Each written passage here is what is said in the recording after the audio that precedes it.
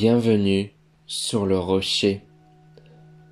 On pense souvent que la foi et la science s'opposent, comme si croire en Dieu empêchait de penser, comme si raison et révélation ne pouvaient pas cohabiter. Mais c'est une fausse opposition. Depuis des siècles, les plus grands penseurs ont vu dans la science une manière de contempler la sagesse divine.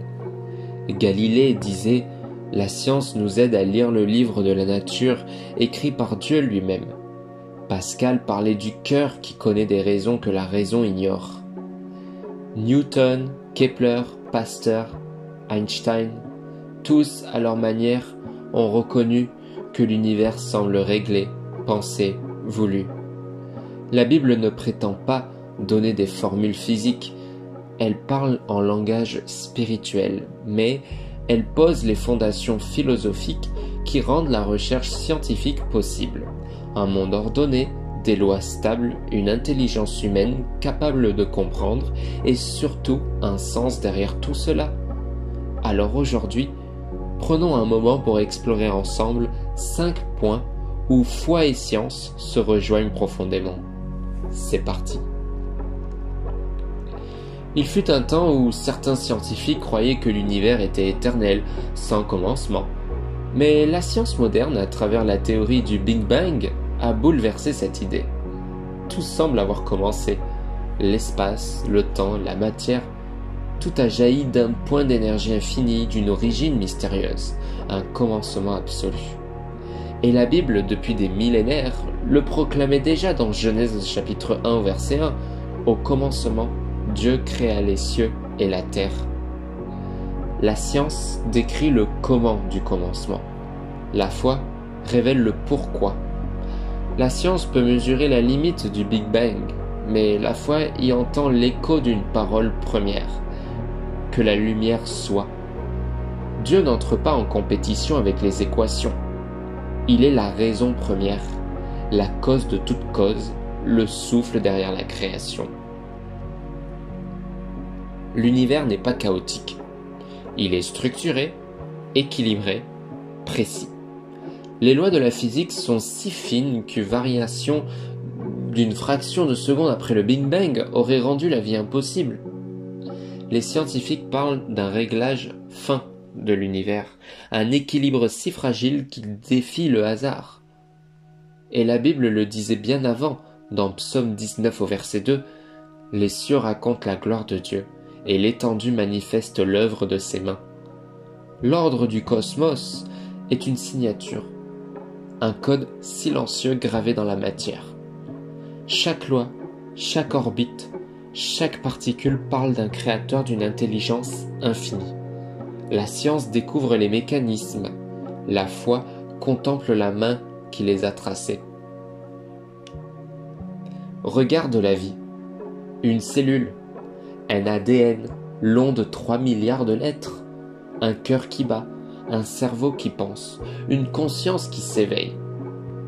Tout est d'une précision vertigineuse. Le moindre détail est codé, orchestré, réglé. La science peut expliquer les processus biologiques, mais la foi demande « Pourquoi une telle beauté? Pourquoi cette harmonie ?»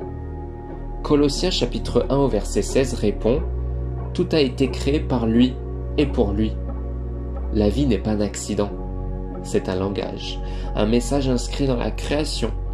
Chaque molécule, chaque souffle, chaque conscience humaine crie « Je suis voulu ». Et plus la science explore la vie, plus elle révèle le génie derrière la création. Mais comment expliquer que nous, simples êtres de chair, puissions comprendre l'univers? Que notre esprit soit capable de traduire le cosmos en équation? La foi a une réponse. Nous sommes faits à l'image de Dieu. Jean chapitre 1 verset 3 le dit ainsi. Tout a été fait par la parole. Le mot logos signifie à la fois parole et raison. L'univers est rationnel parce qu'il a été créé par un esprit rationnel. Et nous, faits à son image, partageons ce reflet de raison. C'est pour cela que la science est possible, parce que notre esprit est en syntonie avec la logique du monde. Et cette logique vient de Dieu. Le scientifique qui cherche la vérité suit, sans toujours le savoir, la trace du Créateur. La foi ne tue pas la pensée. Elle lui donne un fondement, une direction, un sens. La science pose la question « Comment ça marche ?» La foi pose la question « Pourquoi cela existe ?» L'une décrit les lois du monde, l'autre révèle la signification du monde. Elles ne se contredisent pas, elles se complètent. Quand la science observe la création, la foi adore le Créateur.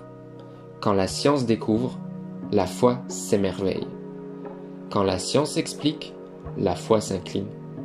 Les deux parlent du même monde, mais pas dans le même langage. La science s'arrête aux faits. La foi dépasse les faits pour atteindre le sens. Et ensemble, elles chantent une même mélodie, celle d'un univers intentionnel, ordonné, habité. La foi et la science ne sont pas des ennemis, elles sont deux lumières venues d'une même source. Quand la science découvre la complexité du monde, la foi contemple la grandeur du Créateur. Quand la science dévoile les lois de l'univers, la foi reconnaît la sagesse de celui qui les a écrites.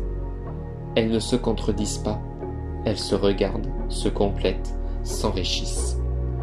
Louis Pasteur disait « Un peu de science éloigne de Dieu, beaucoup de science y ramène. Plus tu étudies, plus tu t'émerveilles, plus tu comprends, plus tu t'inclines. Car au bout de chaque formule, il y a une question. Qui a écrit tout cela ?» Et au cœur de toute réponse, une voix murmure « C'est moi ». Quand la science découvre le comment, la foi révèle le pourquoi. Alors, ne choisis pas entre penser et croire. Pense avec foi, crois avec intelligence, et découvre que la vérité, qu'elle soit scientifique ou spirituelle, vient toujours du même Dieu. Si ce message t'a parlé, prends un instant pour respirer profondément. Lève les yeux vers le ciel et rappelle-toi, le même Dieu qui a créé les galaxies a aussi formé ton âme. Chaque étoile, chaque loi, chaque battement de ton cœur porte sa trace. Tu n'es pas une erreur dans l'univers, tu es une intention. Et chaque découverte scientifique ne fait que révéler davantage la profondeur de sa pensée. La foi n'est pas l'ennemi du savoir, elle en est la source. Croire, ce n'est pas fermer les yeux, c'est voir plus loin que ce que la science peut mesurer. Alors, continue de chercher, de questionner, d'explorer. Mais surtout, garde ton cœur éveillé à la présence. Parce qu'au-delà des formules et des galaxies, il y a un Dieu qui te connaît, te comprend et t'attend. Les cieux racontent la gloire de Dieu et le firmament proclame l'œuvre de ses mains. Psaume 19 au verset 2. Merci d'avoir écouté cet épisode du Rocher. Si tu veux soutenir ce message, tu peux t'abonner, partager et surtout méditer ce que tu viens d'entendre.